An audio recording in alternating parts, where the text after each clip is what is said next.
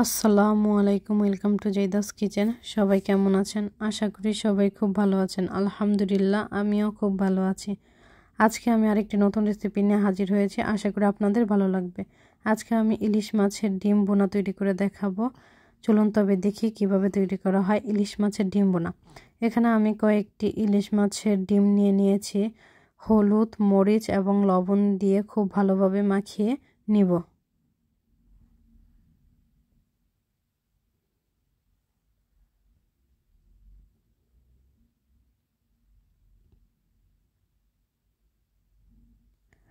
মাখানো হয়ে গেছে, এখন আমি 5 মিনিট রেস্টে রেখে দেব। এখন আমি একটি প্যান বসিয়ে দিয়েছি, পরিমাণ মতো তেল দিয়ে দিয়েছি। তেলটা গরম হয়ে আসলে এখন মাছের ডিমগুলো আমি ভেজে নিব।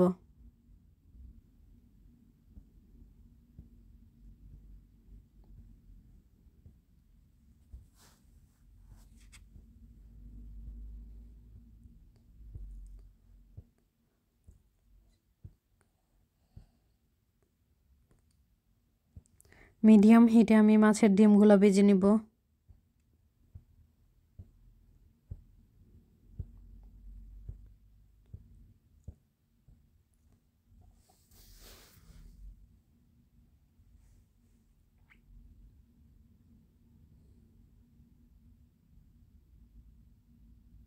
মাছের ডিমগুলো ভাজা হতে হতে আমি আরেকটি প্যান চুলায় বসিয়ে দিয়েছি।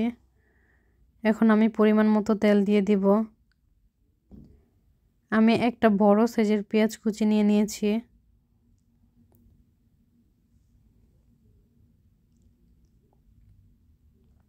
পেঁয়াজটা আমি কিছুক্ষণ ভেজে নেব। আমি শুরুতেই লবণ দিয়ে দেই, এতে করে পেঁয়াজটা নরম হয় তাড়াতাড়ি।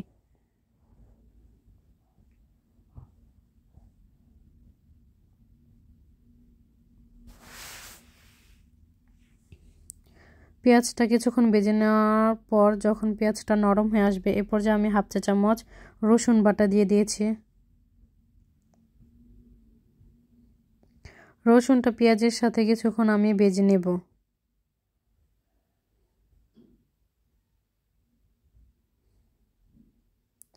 এখন আমি টমেটো দিয়ে দিয়েছি। আমি ছোট সাইজের টমেটোগুলো দিয়েছি, আপনারা বড় টমেটোও দিতে পারেন।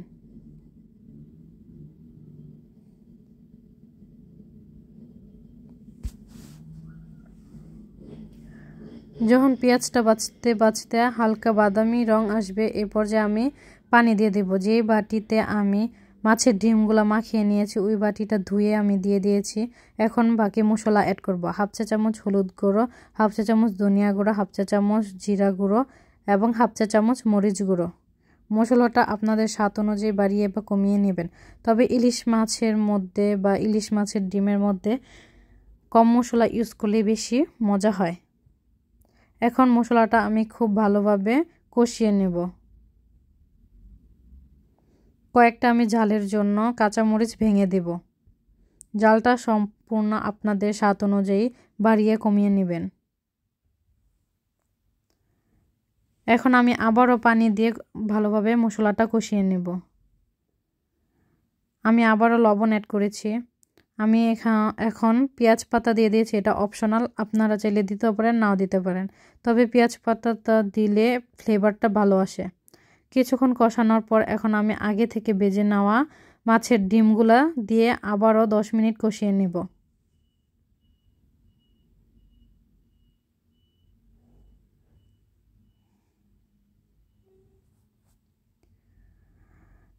মাছের ডিমগুলো আমার খুব ভালোভাবে কষানো হয়ে গেছে।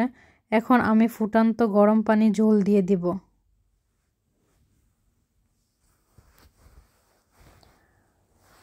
এখানে আমি 2 কাপ পরিমাণ ঝোল অ্যাড করেছি। ঝোলটা আপনাদের পছন্দ অনুযায়ী বাড়িয়ে বা কমিয়ে নিতে পারেন।